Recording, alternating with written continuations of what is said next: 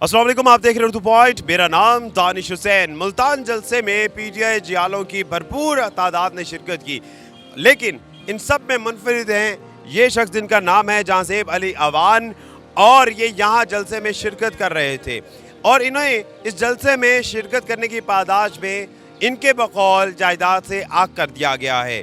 क्या ये हकीकत है या फसाना, ये इन्हीं से जानते हैं। और अगर हकीकतन इन्हें आग कर दिया गया वालिद साहब की जानिब से तो उसकी वजह क्या थी और उसके बाद क्या ये अफसुर्दा है या मुतमईन। जी अस्सलाम वालेकुम। वालेकुम सलाम। जहाँ तक बात अफसुर्दा होने की है तो मैं बिल्कुल भी अफसुर्दा नहीं हूँ, क्योंकि हक और बातिल में मैं हक के साथ खड़ा हुआ। मैं अपने वालिदैन की बहुत रिस्पेक्ट करता हूँ, लेकिन जहाँ बात हक और बातिल की आएगी तो मैं हक के साथ खड़ा हूँगा। मुझे शरीयत भी इस बात की इजाज़त देती है और ये बात बिल्कुल सच है, इसके अंदर कोई फसाना नहीं है। हमारा पूरा ख़ानदान पटवारियों से भरा हुआ है। एक वाहिद मैं हूँ जो कि खान साहब के साथ खड़ा हूँ, जो कि हक के साथ खड़ा हुआ हूँ, और मैं हमेशा हक के साथ खड़ा रहूँगा, चाहे जो मर्जी हो जाए। ये तो ख़ानदानी विरासत थी ना जिससे मुझे आग किया गया। अगर ये मेरे अपने कमाए हुए पैसे भी होते ना तो भी मुझे कोई फिक्र ना होती खान साहब के लिए खड़े होने के लिए, खान साहब को सपोर्ट करने के लिए। लेके रहेंगे, तेरा बाप भी देगा, तेरा बाप भी देगा।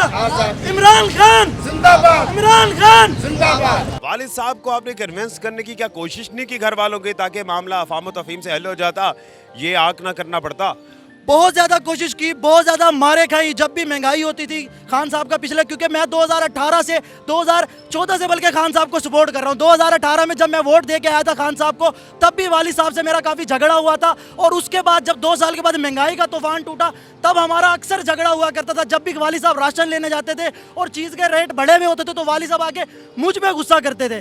तो मैंने वालिद साहब को बड़ा कन्विंस किया, मारे खाई, नाराज़ रहा, भूखा रहा, लेकिन मैं कभी भी हक से नहीं हटा। मैं बातिल के साथ कभी भी खड़ा नहीं होऊंगा। बेशक मेरे वालिदैन उस साइड पे खड़े हुए हैं, बेशक खानदान पूरा उस साइड पे खड़ा हुआ है। इसके अलावा पूरे खानदान में मेरे तमाम एज फेलोज की शादी हो चुकी है, और वालिद साहब सिर्फ मेरा रिश्ता इसलिए नहीं करवा रहे कि वो कह रहे कि जब तक तुम पीटीआई के साथ रहोगे तब तक हम तुम्हारा कहीं रिश्ता नहीं लेके जाएंगे। और रिसेंटली उन्होंने मुझे कहा कि मैं तुम्हारे छोटे भाई की मंगनी करने लगा हूँ, लेकिन तुम्हारी शादी नहीं करूँगा, तुम्हारा रिश्ता कहीं नहीं लेके जाऊँगा जब तक तुम पीटीआई को सपोर्ट करोगे। इतना बड़ा जुर्म क्या हो गया आपका कि आपको रिश्ता नहीं भेज रहे, आपका शादी नहीं हो रही, महंगाई होती है तो ताने आपको मिल रहे हैं?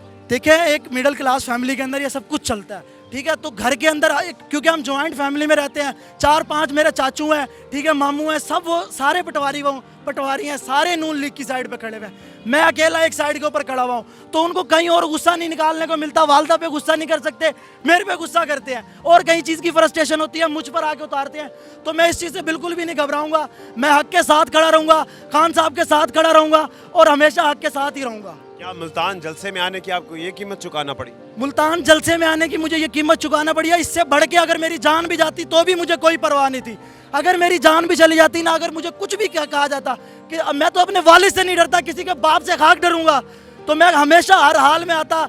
इस्लामाबाद भी जाऊंगा, खान साहब जहाँ बुलाएंगे, कोकाफ में भी बुलाएंगे, वहाँ पे भी जाऊंगा। लेकिन आपको लगता नहीं है कि माँ बाप, जाहिर है वो आपका असासा है, सबसे बड़ी जायदाद तो आपके माँ बाप हैं, और अगर आप माँ बाप को खफा करके आप किसी जलसे में शिरकत कर रहे हैं तो क्या आपका दिल मुतमईन है? फिर देखें, मैं शरीयत इस बात की हमें इजाज़त देती है कि आप वालिदैन के आगे उफ भी नहीं कर सकते, लेकिन जहाँ बात और हक और बातिल की आ जाती है ना, वहाँ पे शरीयत हमें इजाज़त देती है कि हम हक के साथ खड़े हों। ठीक है, मैं अपने वालिदैन की बहुत इज्जत करता हूँ, मैं अपने वालिद साहब की बहुत इज्जत करता हूँ। ऐसा नहीं है कि मैं उनकी इज्जत नहीं करता, मैं उनकी बहुत ज़्यादा इज्जत करता हूँ, लेकिन मैं अपना इख्तलाफ रखता हूँ इस बात के ऊपर। ठीक है, इन लोगों ने, चोरों ने, लुटेरों ने क्या किया? इन लोगों ने हमें 40 साल से हमारे पे जलालत कर रहे हैं, ठीक है, हमें पूरी दुनिया में इन्होंने रुसवा किया। कश्मीर का मसला इन्होंने हल नहीं किया, फ़लस्तीन का मसला इन्होंने हल नहीं किया, इन्होंने लोन लेके हमें मकरूज रखा। नहीं तो पाकिस्तानी कौम वो कौम है जो पूरी दुनिया को आज लीड करती, जो पूरी दुनिया में मुसलमानों को लीड करती। ठीक है, इन जालमों ने, इन गंजों ने, पटवारियों ने, जरदारियों ने, इन फजलुर रहमानों ने हमें इनको मकरूज रखा, ठीक है, हमें अमेरिका के नीचे रखा। और आज अगर खान साहब अगर हक की बात करते हैं, अगर सच की बात करते हैं, अगर वो बात करते हैं कि मैं सिर्फ अपने हक लोगों के लिए फैसले करूंगा, मैं अमेरिका की गुलामी नहीं करूंगा, तो मैं खान साहब के साथ खड़ा हूँ, और भरपूर साथ खड़ा हूँ, और फ्रंट से साथ खड़ा हूँ।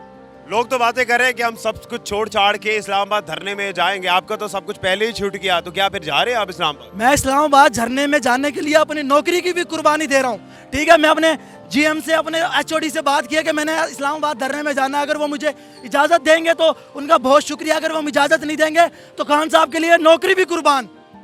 इस्लामाबाद धरने में जाएंगे, वहीं रहेंगे, वहीं जिएंगे, वहीं मरेंगे। आपको लगता नहीं आप अपना नुकसान कर रहे हैं?